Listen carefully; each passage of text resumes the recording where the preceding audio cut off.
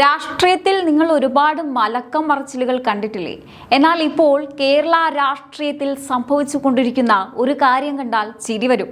നമ്മുടെ മുഖ്യമന്ത്രി വി.ഡി. സതീശന് ഇപ്പോൾ പെട്ടെന്ന് ഒരു കേന്ദ്ര സ്നേഹം, പ്രത്യേകിച്ച് പ്രധാനമന്ത്രി നരേന്ദ്രമോദിയുടെ PM ശ്രീ കോൺസെപ്റ്റിനോട് വല്ലാത്തൊരു പ്രിയം തോന്നി തുടങ്ങിയിരിക്കുന്നു. ഒരു കാലത്ത് മോദി സർക്കാർ എന്തു കൊണ്ടുവന്നാലും അതിനെയൊക്കെ കട്ടയ്ക്ക് എതിർത്തിരുന്ന, പ്രത്യേകിച്ചും വിദ്യാഭ്യാസ മേഖലയിൽ സംഘപരിവാർ അജണ്ട അടിച്ചേൽപ്പിക്കാൻ നോക്കുന്നു എന്ന് പറഞ്ഞ് മൈക്ക് കൊട്ടി പ്രസംഗിച്ച അതേ സതീശനാണ് ഇപ്പോൾ PM ശ്രീ പദ്ധതിയെ തൊട്ടുകളിക്കാൻ സമ്മതിക്കില്ലെന്ന മട്ടിൽ രംഗത്തെത്തിയിരിക്കുന്നത്.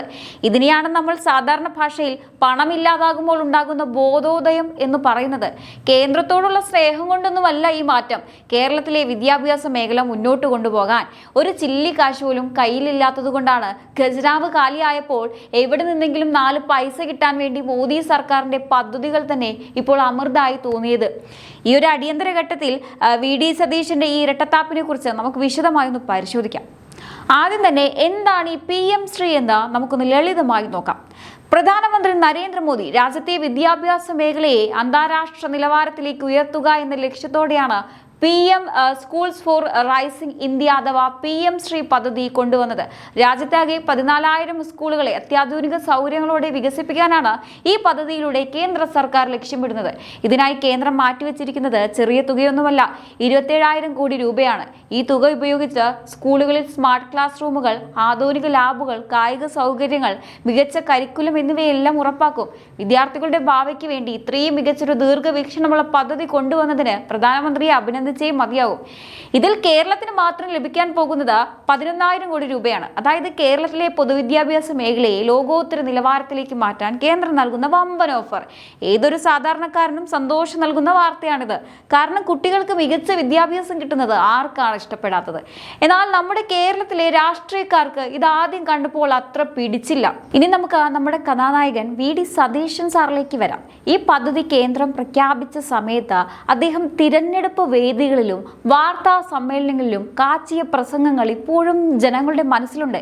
കേരളത്തിൽ സംഘപരിവാർ അജണ്ട നടപ്പിലാക്കാൻ അനുവദിക്കില്ല, ഈ നയം കേരളത്തിൽ നടപ്പാക്കാൻ UDF തയ്യാറല്ല, ഇത് നമ്മുടെ മതേതരത്വത്തിന് ഭീഷണിയാണ്, ഇതിന് പിന്നിൽ വലിയ ഗൂഢാലോചനയൊക്കെ ഉണ്ട് എന്നായിരുന്നു അന്നത്തെ തള്ളലുകൾ. വോട്ട് ബാങ്ക് രാഷ്ട്രീയം ലക്ഷ്യം വെച്ചുകൊണ്ട് ചില പ്രത്യേക വിഭാഗങ്ങളെ പ്രീതിപ്പെടുത്താൻ വേണ്ടി ഈ പദ്ധതി നടപ്പിലാക്കിയാൽ അത് മുസ്ലിം സമൂഹത്തിന് എതിരാകും എന്ന് വരെ പറഞ്ഞു പരത്താൻ അവർ മടിച്ചില്ല. കരിക്കുലത്തിൽ വിഷം കലർത്താൻ കേന്ദ്രത്തെ സമ്മതിക്കില്ല എന്നൊക്കെ പറഞ്ഞ് വലിയ സിംഹമായി ഗർജിക്കുകയായിരുന്നു അന്ന് അദ്ദേഹം. BJP ഇതര സംസ്ഥാനങ്ങൾ പോലും വിദ്യാർത്ഥികളുടെ നന്മ മുൻനിർത്തി ഈ പദ്ധതി സന്തോഷത്തോടെ സ്വീകരിച്ചപ്പോഴാണ് ഇവിടെ നമ്മുടെ സതീശൻ സാർ കേരളത്തിലെ ലക്ഷക്കണക്കിന് കുട്ടികളുടെ ഭാവി വെച്ച് രാഷ്ട്രീയം കളിച്ചത്. എന്തൊരു ദീർഘവീക്ഷണം, എന്തൊരു ജനസ്നേഹം എന്ന് നമ്മൾ അറിയാതെ മൂക്കത്ത് വിരൽ വെച്ച് പോയ നിമിഷങ്ങളായിരുന്നു അത്. അങ്ങനെ ഇരിക്കുമ്പോഴാണ് കാര്യങ്ങൾ മാറി മറിഞ്ഞത്. ഒരു വശത്ത് രാഷ്ട്രീയമായി ഇതിനെ എതിർക്കുമ്പോഴും മറുവശത്ത് UDF സർക്കാർ കാര്യങ്ങളുടെ ഗൗരവം മനസ്സിലാക്കി.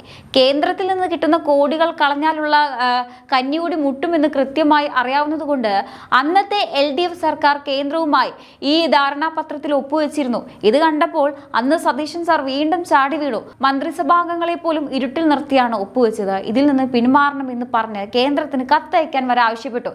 എന്നാൽ കരാറിൽ ഒപ്പിട്ടാൽ അതിൽ നിന്ന് മാറാൻ പറ്റില്ലെന്ന് കേന്ദ്രം അങ്ങ് ഡൽഹിയിൽ നിന്ന് കടുപ്പിച്ച് പറഞ്ഞു. അതിനിടയിലാണ് ക്ലൈമാക്സ് ഉണ്ടാകുന്നത്.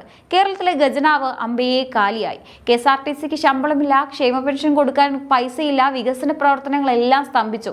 വിദ്യാഭ്യാസ ആവശ്യങ്ങൾക്ക് പോലും പണമില്ലാതെ ട്രഷറി പൂട്ടേണ്ട അവസ്ഥ വന്നപ്പോഴാണ് ഇപ്പോൾ നമ്മുടെ മുഖ്യമന്ത്രി വി.ഡി. സതീശന് പെട്ടെന്ന് ബോധോദയം ഉണ്ടായത്. ആദ്യഘട്ടമായി കേന്ദ്രം അനുവദിച്ച 106 കോടി രൂപയിൽ 99% കോടി രൂപയും കേരളം അങ്ങ് കൈപ്പറ്റുകയും ചെയ്തു. കയ്യിൽ പണമില്ലാതായപ്പോൾ ഒരു കാലത്ത് തൊട്ടുകൂടാത്തതെന്ന് പറഞ്ഞ PM ശ്രീ പദ്ധതി ഇപ്പോൾ പ്രിയപ്പെട്ടതായി മാറിയിരിക്കുകയാണ് നമ്മുടെ മുഖ്യമന്ത്രിക്ക്. ഇപ്പോൾ സതീശൻ സാർ പറയുന്നത് എന്താണെന്ന് അറിയാമോ? LDF സർക്കാർ ഇത് തുടങ്ങി വെച്ചതുകൊണ്ട് ഇനി പിന്മാറാൻ കഴിയില്ലത്രേ. എങ്ങനെയുണ്ട് അടവ്? കുറ്റം മുഴുവൻ ഇപ്പോൾ LDFന്റെ തലയിൽ വെച്ച് കൊടുത്ത് കേന്ദ്രത്തിൽ നിന്ന് വരുന്ന കോടികൾ സുഗമമായി വാങ്ങാം. എന്നിട്ടിപ്പോൾ മുഖം രക്ഷിക്കാൻ വേണ്ടി പുതിയൊരു പല്ലവി ഇറക്കിയിട്ടുണ്ട്. കരിക്കുലം തീരുമാനിക്കാനുള്ള അധികാരം സംസ്ഥാനത്തിനാണ്, അതിൽ കേന്ദ്രത്തെ ഇടപെടുത്താൻ സമ്മതിക്കില്ല സമ്മതിക്കില്ല എന്ന്. എന്നാൽ യാഥാർത്ഥ്യം എന്താണെന്ന് വെച്ചാൽ ഇന്ത്യയിലെ മറ്റ് BJP ഇതര സംസ്ഥാനങ്ങളെല്ലാം ഈ കരിക്കുലം അംഗീകരിച്ചുകൊണ്ട് തന്നെയാണ് പദ്ധതി മികച്ച രീതിയിൽ മുന്നോട്ട് കൊണ്ടുപോകുന്നത്. കേരളത്തിന് മാത്രമായി ഇതിലൊരു പ്രത്യേക നിയമവുമില്ല. ചുരുക്കം പറഞ്ഞാൽ വോട്ട് ബാങ്ക് രാഷ്ട്രീയത്തിന് വേണ്ടി ഒരു വശത്ത് കേന്ദ്രത്തെയും മോദിയെയും ചീത്ത വിളിച്ചു, എന്നാൽ ഇന്ന് സംസ്ഥാനത്ത് പണമില്ലാതെ നട്ടം തിരിയുമ്പോൾ കേന്ദ്രം തരുന്ന കോടികൾ മടിയില്ലാതെ പോക്കറ്റിലാക്കുക. ഇതാണ് നിലവിലെ സാഹചര്യം. മോദി സർക്കാർ നല്ല ഉദ്ദേശത്തോടെ കൊണ്ടുവന്ന ഒരു മികച്ച പദ്ധതിയെ സ്വന്തം രാഷ്ട്രീയ ലാഭത്തിന് വേണ്ടി ഇത്രയും കാലം തടസ്സപ്പെടുത്തിയ ഇവർ ഇപ്പോൾ പൈസയ്ക്ക് വേണ്ടി അതിനെ പുകഴ്ത്തുന്നത് കാണുമ്പോൾ ജനങ്ങൾക്കെല്ലാം കൃത്യമായി മനസ്സിലാകുന്നുണ്ട്. എന്നാൽ കഥ ഇവിടെ ഒന്നും തീരുന്നില്ല. രാഷ്ട്രീയത്തിൽ തൊട്ടാവാടി കളിക്കുന്ന നമ്മുടെ നേതാക്കന്മാർക്ക് പണത്തിന്റെ കാര്യം വരുമ്പോൾ ഉണ്ടാകുന്ന ആ ഒരു മെയ്വഴക്കമുണ്ടല്ലോ, അതൊന്ന് വേറെ തന്നെയാണ്. ഒരു കാലത്ത് ഡൽഹിയിൽ നിന്ന് വരുന്ന എന്തിനേയും സംഘീയ അജണ്ട എന്ന് മുദ്ര കുത്തി എറിഞ്ഞുടയ്ക്കാൻ നോക്കിയവർ ഇപ്പോൾ അതേ ഡൽഹിയിൽ നിന്ന് വരുന്ന ഓരോ രൂപയും എണ്ണിപ്പെറുക്കി വാങ്ങുകയാണ്. ഇനി ഈ കഥയിലെ ഏറ്റവും വലിയ തമാശ എന്താണെന്നറിയാമോ? PM ശ്രീ പദ്ധതി എന്നത് കേന്ദ്ര സർക്കാരിന്റെ നാഷണൽ എഡ്യൂക്കേഷൻ പോളിസി അഥവാ ദേശീയ വിദ്യാഭ്യാസ നയത്തിന്റെ കൃത്യമായ അടിത്തറയിലാണ് ഇത് നിർമ്മിച്ചിരിക്കുന്നത്. അന്ന് സതീശൻ സാറും നേതാക്കളും നിയമസഭയിലും പുറത്തും പ്രസംഗിച്ചത് ഈ വിദ്യാഭ്യാസ നയം കേരളത്തിൽ തൊടിയിക്കില്ല എന്നാണ്. അത് നടപ്പിലാക്കിയാൽ കേരളത്തിന്റെ മതേതരത്വം തകരുമെന്നായിരുന്നു വാദം. എന്നാൽ ഇപ്പോൾ PM ശ്രീ പദ്ധതിയുടെ കോടികൾ വാങ്ങുമ്പോൾ ഇവർ ഒപ്പിട്ട് നൽകിയിരിക്കുന്നത് ഇതേ ദേശീയ വിദ്യാഭ്യാസ നയം നടപ്പിലാക്കിക്കൊള്ളാം എന്നാണ്. അതായത് പണം തരുമെങ്കിൽ ഏതു നയവും ഞങ്ങൾക്ക് പ്രിയപ്പെട്ടതാകും എന്ന അവസ്ഥ. വോട്ട് ബാങ്കിനെ സുഖിപ്പിക്കാൻ വേണ്ടി ജനങ്ങളെ പേടിപ്പിച്ചവർ ഇപ്പോൾ ഖജനാവിലെ പൂച്ച കരയുന്നത് കേട്ടപ്പോൾ കേന്ദ്രത്തിന്റെ കാലിൽ വീഴുന്ന കാഴ്ചയാണ് നിങ്ങൾ കാണുന്നത്. മോദി സർക്കാർ ഈ നയം കൊണ്ടുവന്നപ്പോൾ രാജ്യത്തെ വിദ്യാർത്ഥികൾക്ക് അന്താരാഷ്ട്ര നിലവാരത്തിലുള്ള പഠന സൗകര്യം കിട്ടണമെന്ന ഒരൊറ്റ ലക്ഷ്യമേ ഉണ്ടായിരുന്നുള്ളൂ. അതിനെയാണ് ഇവിടെയുള്ളവർ രാഷ്ട്രീയ കുതിര കച്ചവടത്തിന് ഉപയോഗിച്ചത്. ഇപ്പോൾ ഇവരുടെ നിലപാട് മാറ്റത്തെക്കുറിച്ച് ചോദിച്ചാൽ അവർ പറയുന്ന സ്ഥിരം ക്യാപ്സ്യൂളുണ്ട്. അയ്യോ, അത് ഞങ്ങളല്ല, കഴിഞ്ഞ LDF സർക്കാർ ഇതിൽ ഒപ്പിട്ടു പോയി, അതുകൊണ്ട് ഞങ്ങൾക്ക് ഇതിൽ നിന്ന് പിന്മാറാൻ നിയമപരമായ തടസ്സമുണ്ട്. എന്തൊരു മനോഹരമായ ന്യായീകരണം. പണ്ട് കേന്ദ്രത്തിന്റെ സിൽവർ ലൈൻ പദ്ധതി LDF കൊണ്ടുവന്നപ്പോൾ അതിനെതിരെ സമരം ചെയ്ത് പിഴുതെറിഞ്ഞ ഇതേ സതീശൻ സർക്കാരാണ് ഇപ്പോൾ പറയുന്നത് LDF ഒപ്പിട്ടതുകൊണ്ട് ഞങ്ങൾക്ക് PM ശ്രീ പദ്ധതിയിൽ നിന്ന് മാറാൻ പറ്റില്ലെന്ന്. ജനങ്ങൾക്ക് ഇതിന്റെ പിന്നിലെ കളി കൃത്യമായി മനസ്സിലാവും. സത്യത്തിൽ കേന്ദ്രം തരുന്ന ആ 11,000 കോടി രൂപ കൈവിട്ടു പോയാൽ കേരളത്തിലെ സ്കൂളുകളിൽ ചോക്ക് വാങ്ങാൻ പോലും കാശില്ലാത്ത അവസ്ഥ വരുമെന്ന് സതീശൻ സാറിന് നന്നായി അറിയാം. അതുകൊണ്ട് പണം വാങ്ങുകയും വേണം, എന്നാൽ തങ്ങളുടെ മതേതര പ്രതിച്ഛായയ്ക്ക് കോട്ടം തട്ടാനും പാടില്ല. ഇതിനെയാണ് അസൽ ഇരട്ടത്താപ്പ് എന്ന് വിളിക്കുന്നത്. ഇനി ആലോചിക്കേണ്ടത് കേന്ദ്ര സർക്കാർ ഈ പദ്ധതി വഴി എന്താണ് ചെയ്യാൻ ഉദ്ദേശിക്കുന്നതെന്നാണ്. കുട്ടികൾക്ക് കോഡിംഗ് പഠിക്കണം, ആധുനിക ശാസ്ത്ര സാങ്കേതിക വിദ്യകൾ സ്കൂൾ തലം മുതൽ പരിചയപ്പെടണം, കായിക രംഗത്ത് മികച്ച പരിശീലനം കിട്ടണം. ഇതിനെയൊക്കെയാണ് നമ്മുടെ നേതാക്കന്മാർ ഇത്രയും കാലം ഭയപ്പെടുത്തിയത്.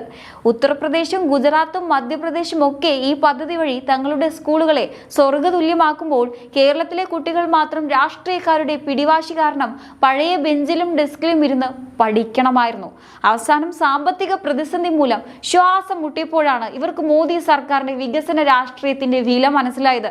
കേന്ദ്രം ഭരിക്കുന്നത് ഏത് പാർട്ടിയാണെന്ന് നോക്കിയല്ല, പദ്ധതി ജനങ്ങൾക്ക് ഉപകാരപ്പെടുമോ എന്ന് നോക്കിയാണ് വികസനം നടപ്പാക്കേണ്ടതെന്ന വലിയൊരു പാഠം കൂടിയാണ് ഇതിലൂടെ സതീശൻ സാറിന് കിട്ടിയിരിക്കുന്നത്. ഏതായാലും ഒരു കാര്യം ഉറപ്പാണ്, വരും ദിവസങ്ങളിലും ഈ കരിക്കുലത്തിന്റെ പേര് പറഞ്ഞ് കുറച്ച് നാടകങ്ങൾ കൂടി കാണേണ്ടി വരും. കയ്യിൽ കാശില്ലെങ്കിലും വീരവാദത്തിന് ഒരു കുറവുമില്ലല്ലോ. കേന്ദ്രത്തിന്റെ പണം കൊണ്ട് സ്കൂളുകൾ വെട്ടിത്തിളങ്ങുമ്പോൾ അതിൻ്റെ റിബൺ മുറിക്കാൻ നമ്മുടെ ഈ നേതാക്കന്മാരും മുന്നിൽ തന്നെ ഉണ്ടാകും. അപ്പോൾ സുഹൃത്തുക്കളെ, പണമില്ലാതാകുമ്പോൾ നേതാക്കന്മാർക്കുണ്ടാകുന്ന ഈ പെട്ടെന്നുള്ള ബുദ്ധിവികാസത്തെ നിങ്ങൾ എങ്ങനെ കാണുന്നു? തീർച്ചയായിട്ടും നിങ്ങളുടെ അഭിപ്രായങ്ങൾ താഴെ കമൻറ്റ് ബോക്സിൽ രേഖപ്പെടുത്തുക. മറ്റൊരു വിഷയമായി വീണ്ടും കാണാം. നന്ദി.